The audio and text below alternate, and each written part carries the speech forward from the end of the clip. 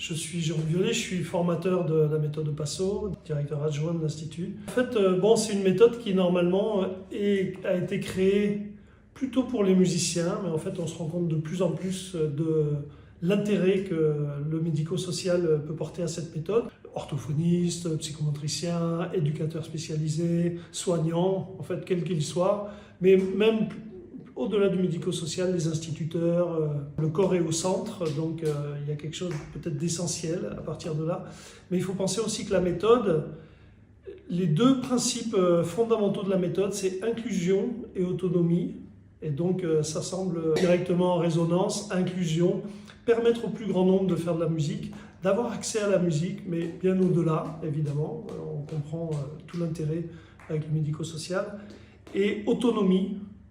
Développer l'autonomie chez un musicien, mais chez tout le monde en fait, avec une histoire de pleine conscience à différents degrés, différents niveaux bien entendu, mais voilà, je pense que c'est une méthode qui va bien au-delà de l'aspect musical en fait, du développement personnel, de l'aide en général, voilà. La formation au Passo, pour moi c'était aussi l'occasion de faire une formation qui remet un petit peu le corps dans l'expérience et d'aller exposer un petit peu, de revivre des choses au niveau rythmique, parce que c'est ça que je suis venue chercher. Donc moi, ce qui m'intéressait dans cette formation, c'était, j'ai l'habitude de travailler avec des tout petits, donc de faire pas mal d'éveil musical avec des enfants qui ont des troubles du langage ou des troubles autistiques, donc qui ont du mal à rentrer en relation avec l'autre.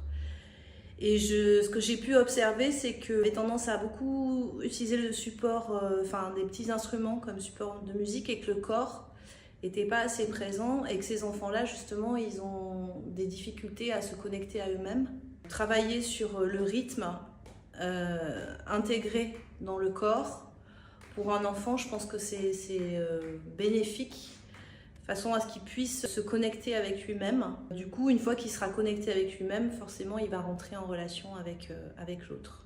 Moi, c'est dans le cadre de l'école de musique, où on a ouvert une classe pour les enfants avec troubles du handicap. Alors, dans un premier temps, ma démarche vers Au Passo, c'était aussi pour les autres élèves. Et après, j'ai vu que ça se développait aussi pour le médico-social. Donc, je me suis dit, tiens, pourquoi pas utiliser cette méthode aussi dans ce cadre-là, que j'avais commencé un peu à utiliser avec des enfants de 10.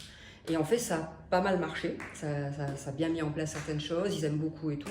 Donc voilà, le but c'était de trouver un peu plus de précision pour savoir comment l'introduire vraiment auprès de ces enfants-là, pouvoir l'utiliser correctement.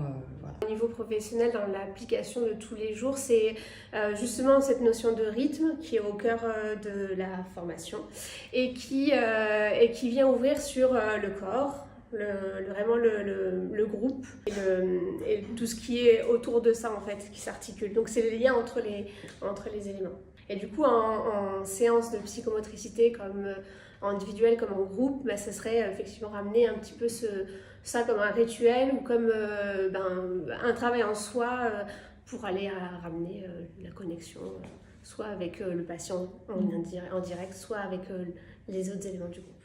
Voilà, donc c'est un très haut passo, c'est une super méthode, justement, c'est une méthode vraiment adaptée pour rentrer en communication avec un enfant qui n'a pas le langage ou qui s'exprime d'une autre façon. Les amener vers la pulsation et le mouvement, et se recentrer sur leur corps aussi, voilà, c'est ça.